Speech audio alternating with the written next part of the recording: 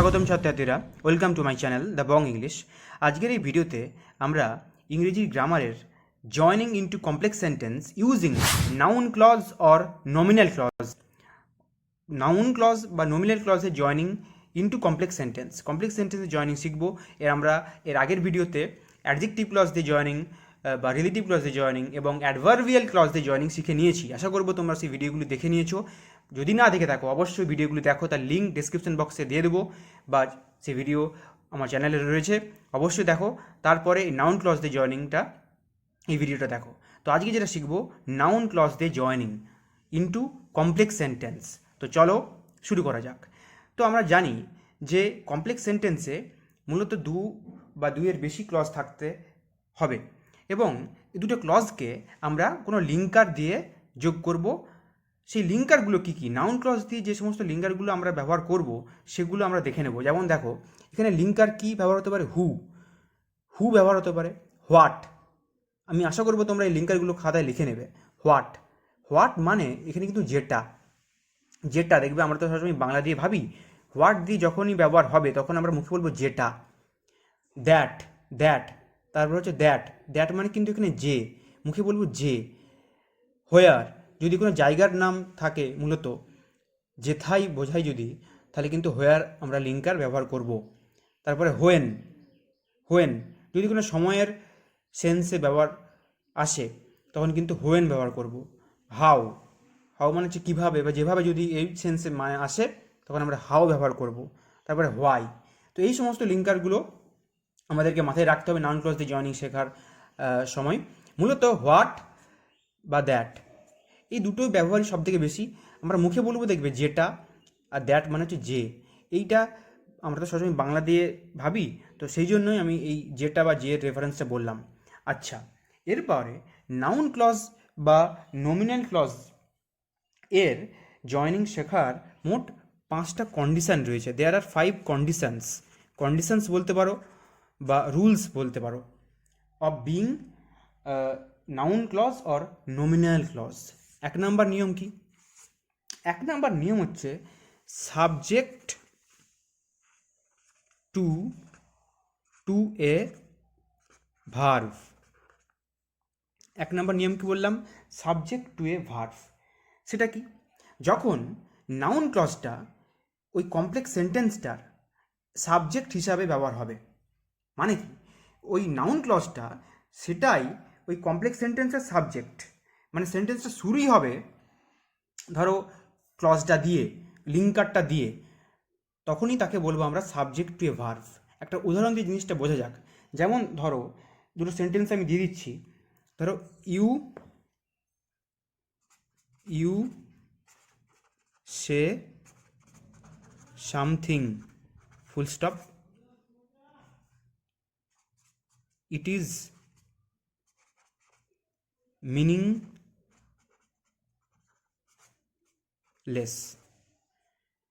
দেখো, আমি নিয়ম কি সর্বদা বলেছি যে আমরা সবসময় কিন্তু বাংলা মানেটাকে করব, তারপরে ভাববো কোন লিঙ্কারটা আমরা ব্যবহার করতে পারি, সেটাও বাংলা দিয়েই ভাববো। তাহলেই কিন্তু আমরা জিনিসটা দুটো সেন্টেন্সকে জয়েন করতে পারবো। You say something, it is meaningless. তুমি কিছু বললে যেটার কোনো মানে নেই। দেখো, যেটার কোনো মানে নেই, আমি যেটা মুখে বলছি, তো মুখে বলছি যেটা মানে কি লিখে দিয়েছি আমি অলরেডি, হোয়াট। তাহলে এটা কিন্তু হোয়াট আমরা ইউজ করব। তো উত্তরটা কী হবে আমরা দেখে নিচ্ছি। এর উত্তর হবে what you say is meaningless. দেখো, এখানে সামথিংটার বদলে কিন্তু এই ক্লজটা হলো, এবং যে হোয়াট ইউ সে এইটা এখানে হচ্ছে নাউন ক্লজ বা নমিনাল ক্লজ। ইজ, এটা কি ভার্ব? এখানে কিন্তু এটা main verb.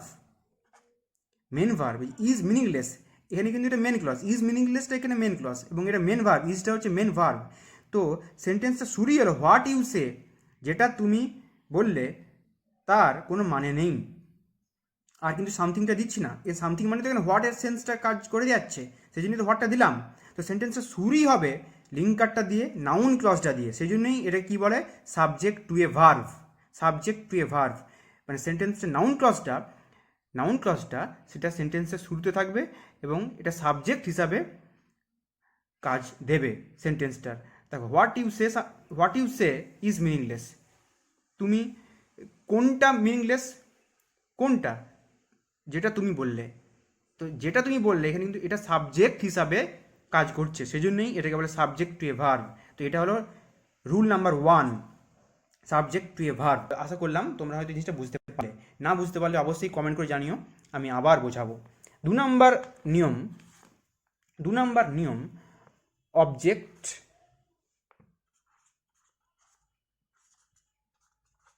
Two a verb.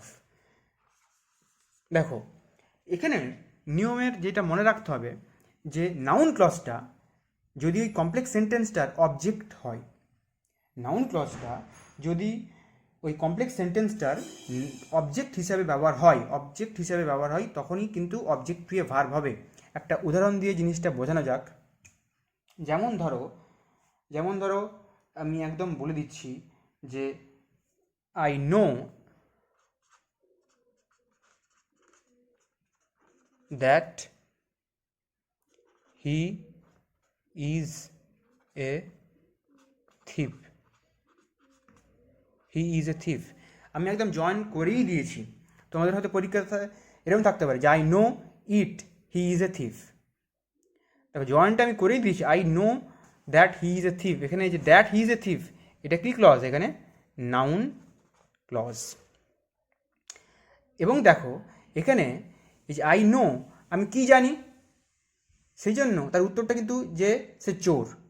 That he is A thief, এখানে কিন্তু এটা অবজেক্ট, এই কমপ্লেক্স সেন্টেন্সটার অবজেক্ট হিসাবে ব্যবহার হচ্ছে, সেই জন্যই এটিকে বলে অবজেক্ট টু এ ভার্ভ। এরকম অনেক উদাহরণ হতে পারে। আরও একটা উদাহরণ দিয়ে জিনিসটা করার আগে আমরা 3 নম্বর নিয়মে চলে যাব। কিন্তু তাহলে আমি আশা করলাম তাহলে এটা তোমরা বুঝতে পারলে যে অবজেক্ট টু এ ভার্ভের ক্ষেত্রে কী হলো, যদি নাউন ক্লজটা ওই কমপ্লেক্স সেন্টেন্সের অবজেক্ট হিসাবে ব্যবহার হয় তাকেই আমরা বলবো অবজেক্ট টু এ ভার্ভ। যেমন I know that he is A thief, সুন্দরভাবে কোনো বাইরে থেকে কিছু আনলাম না, জাস্ট মাঝখানে দ্যাট দিয়ে যোগ করে দিলাম, হি is A thief, full stop. 3 number rule হচ্ছে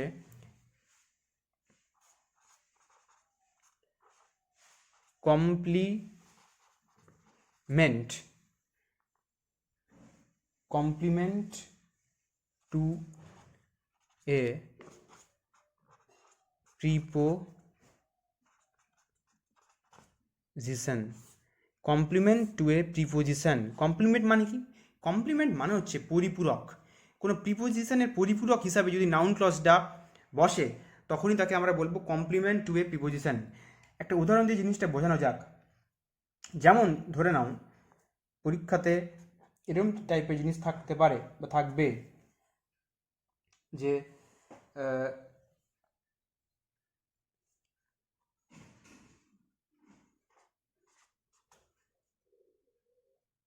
it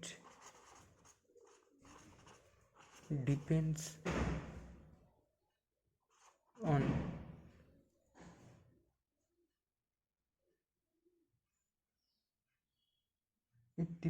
on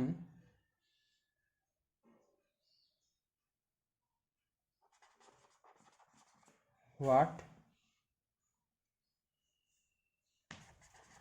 he will say. Now it depends on what he will say, এটা নির্ভর করে যে সেটা কি সে বলবে তার উপর। এখানে দেখো যে হোয়াট হি উইল সে এটা হলো এখানে নাউন ক্লজ বা নোমিনাল ক্লজ, এবং এটা কার পরে বসছে? যে অন প্রিপোজিশন এর পরেই কিন্তু ক্লজটা বসবে। তো এইটার নাম হচ্ছে সেই জন্য কমপ্লিমেন্ট টু এ প্রিপোজিশন। প্রিপোজিশনকে এখানে কমপ্লিমেন্ট করছে, পরিপূরক। ইট ডিপেন্ডস অন, এটা কী ডিপেন্ড করে যদি প্রশ্ন করি তার উত্তরটা হচ্ছে যে সে কী বলবে, হোয়াট হি উইল সে। তো তার উত্তরটা কিন্তু হলো নাউন ক্লজ। তো মনে রাখবে এই প্রিপোজিশনের পরেই লিঙ্কারটা দিয়ে ক্লজটা হবে, সেই যে নাউন ক্লজ তাকে বলবো আমরা কমপ্লিমেন্ট টু এ প্রিপোজিশন। নিয়মটা মনে রাখার দরকার নেই, আশা করবো তোমরা মনে রাখবে যে প্রিপোজিশনের পরেই কিন্তু লিঙ্কারটা দিয়ে ক্লজটা করতে হবে। It depends on what he will say. এটা হয়ে গেল complement to a preposition. 4 number rule, 4 number নিয়ম যেটা আমরা মনে রাখবো, যেটা আমাদেরকে মনে রাখতে হবে, সেটা হলো কমপ্লিমেন্ট টু অ্যান অবজেক্ট। দেখো এর আগেরটাতে আমরা করেছিলাম কমপ্লিমেন্ট টু আ প্রিপোজিশন, এইটাতে করলাম কমপ্লিমেন্ট টু অ্যান অবজেক্ট। অবজেক্টের কমপ্লিমেন্ট, যেমন অবজেক্টের দেখো কী কী অবজেক্ট, সেটা অ্যাডজেক্টিভ হতে পারে, সেটা অ্যাডভার্ব হতে পারে, বা ভার্বও হতে পারে। যেমন ধরে নাও, একটা উদাহরণ দিই যে it is clear that it will rain today. দেখো that he is rain today, that it will rain today, এটা কিন্তু এখানে noun clause. It is clear, এটা কি ক্লিয়ারটা এখানে কি, ক্লিয়ারটা কিন্তু এখানে অ্যাডজেক্টিভ। ইট ইজ ক্লিয়ার কি পরিষ্কার, তার উত্তরটা কমপ্লিমেন্ট মানে কি পরিপূরক। কি পরিষ্কার, যে আজকের বৃষ্টি হবে। তো সেই জন্যেই এটাকে বলবো আমরা কমপ্লিমেন্ট টু অ্যান অবজেক্ট। আরও ধরো যদি একটা উদাহরণ দিই, যেটা জিনিসটা আরও একটু পরিষ্কার হবে। ধরো একটা এরম টাইপের উদাহরণ দিই, the fact is that he is a criminal. দেখো the fact is that he is a criminal, এখানে কিন্তু এটা নাউন ক্লজ। এখানে দেখো এর ভার্বকে কমপ্লিমেন্ট করছে নাউন ক্লজটা। The fact is that he is a criminal, এখানে কিন্তু ইজ এই ভার্বকে এটা কমপ্লিমেন্ট করছে, সেই জন্য এটা কি বললাম, এটাকে বলবো আমরা কমপ্লিমেন্ট টু অ্যান অবজেক্ট। এরম কিন্তু অ্যাডভার্বেও, এই ধরো এখানে অ্যাডভার্ব থাকতে পারে, অ্যাডভার্বকেও কিন্তু এটা কমপ্লিমেন্ট করতে পারে। তারপরেই কিন্তু এই ক্লজটা, নাউন ক্লজটা বসাতে হবে, এটা কিন্তু মাথায় রাখতে হবে।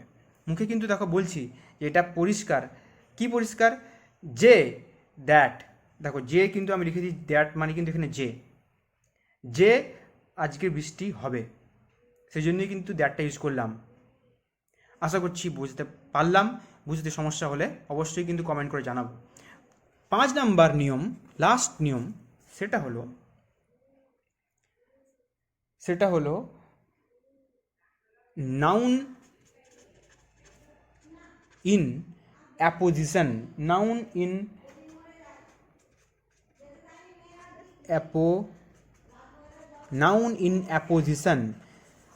অ্যাপোজিশন। অ্যাপোজিশন মানে কি, অ্যাপোজিশন মানে হলো পাশে বসবে, নাউনের পাশে ক্লজটা বসবে, নাউন ক্লজটা নাউনের পাশেই বসবে। উদাহরণ দিয়ে জিনিসটা বোঝানো যাক। যেমন ধরে নাও একটা উদাহরণ দিচ্ছি, I do not believe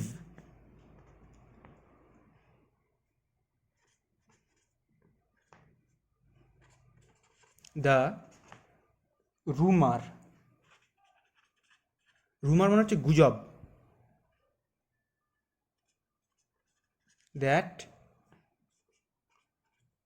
he is a good man. দেখো I do not believe the rumour that he is a good man, এখানে কিন্তু এটা নাউন ক্লজ। এবং এখানে দেখো দ্য রুমারটা কিন্তু এখানে noun, I do not believe the rumour, এই রুমারের পরেই কিন্তু আমরা ক্লজটা কি বিশ্বাস করি না, যে সে একজন ভালো লোক, যে মুখে বলছি যে, সেজন্য দ্যাট ব্যবহার করলাম।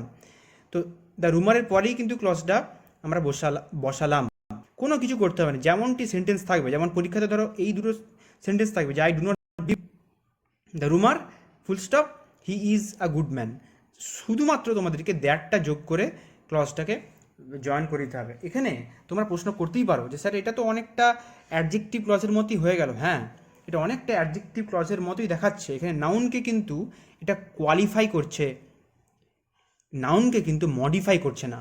অ্যাডজেক্টিভ ক্লজ হলে নাউন বা প্রোনাউনকে মডিফাই করতো।